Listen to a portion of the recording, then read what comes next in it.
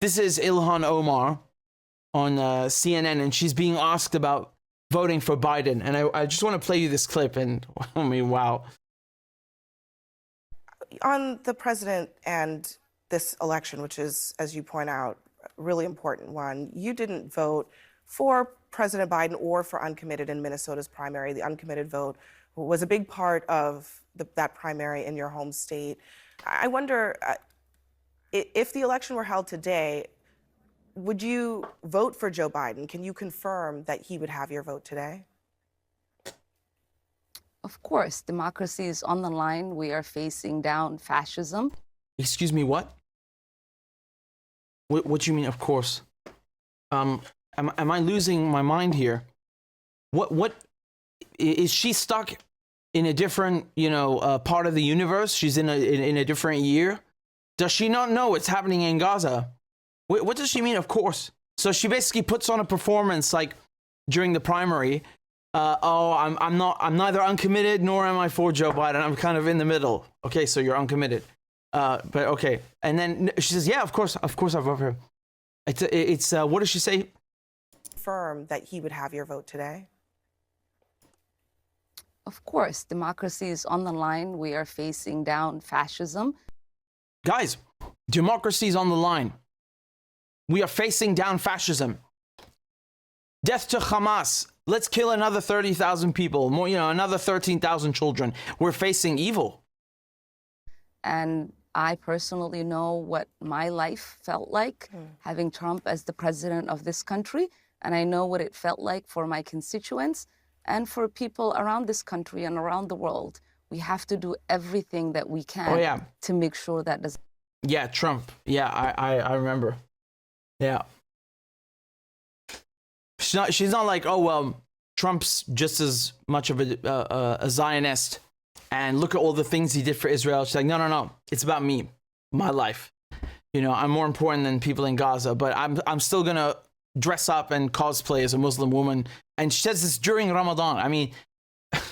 does not happen to our country again. And do you think your constituents ultimately will come to the same conclusion that you did, the tens of thousands who voted uncommitted as a protest against the president?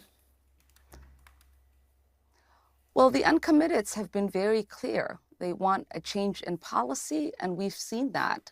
Within 3 days, you had the vice president using the word ceasefire. We now have the president saying there is a red line if Israel goes into Rafah, that he is going to condition aid. If they go into Rafah, yeah, you know what? Why not just say the fucking Sinai Desert? Let's go into the rest of the fucking peninsula. Yeah. So Rafah is the red line. I got it. Okay. So again, for those of you who are not well versed with Gaza's geography, so basically the Israelis have gone in and bombed everything in Gaza. And now the last thing that they're concerned about, so out of all of this in Gaza, is this, Rafah. That's the red line. 200 meters. I see, got it. Okay, that's good to know, right? That's good to know. This is your red line. Watch out, Netanyahu, Ilhan Omar and Biden are going to come for you if you go into Rafah. Can you believe these people? So there has been a significant progress.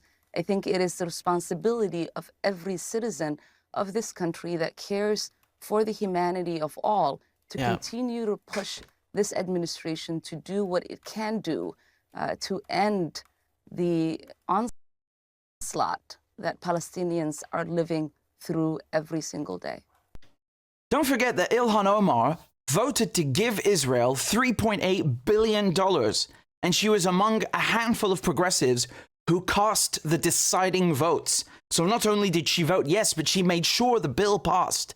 That's how much she cares about Palestinians. She is an absolute, utter fraud. Of course, that I'm done with these fraud progressives. We have all been done with them for quite some time now.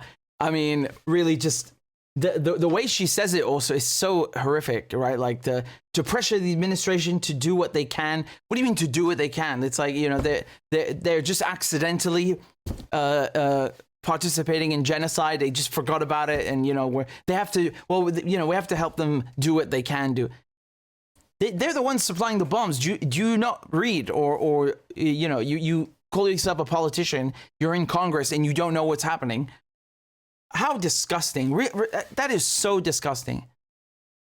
I mean, I don't even care that she's you know, an Arab, African, Muslim woman. Even as a white woman, what difference would it make if she's still supporting the same thing? It makes no difference. But it makes it worse that she's during Ramadan, basically telling, you know, people in Gaza to go screw themselves. Like, you know, she's going to be Arab when it suits her, or Muslim when it suits her, or, you know, minority when it suits her, when it makes her look good. But then when it actually comes to helping the same minority groups that she comes from, no, it's like, you know, I'm backing Genocide Joe. Another 13,000 dead children. Let's go. Part 2. Really disgusting. You know, after Nuremberg, the idea was that you prosecute everyone from like the town mayor to the head of the Luftwaffe. Okay. Now, let me just put to you. Let me just put this to you that, you know, if one day there's accountability for this, and I think there will be, you cannot leave people like her out, because she is going on television.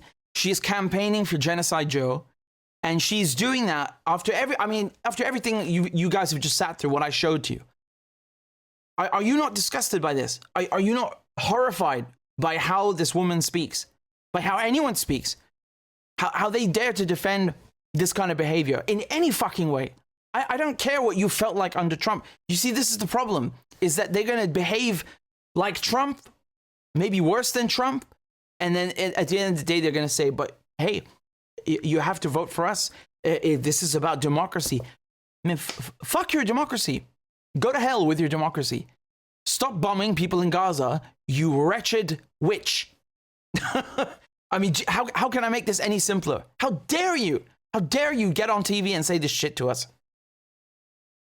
They have like surpassed all lines, all barriers. They have transcended into a level of such, you know, shamelessness.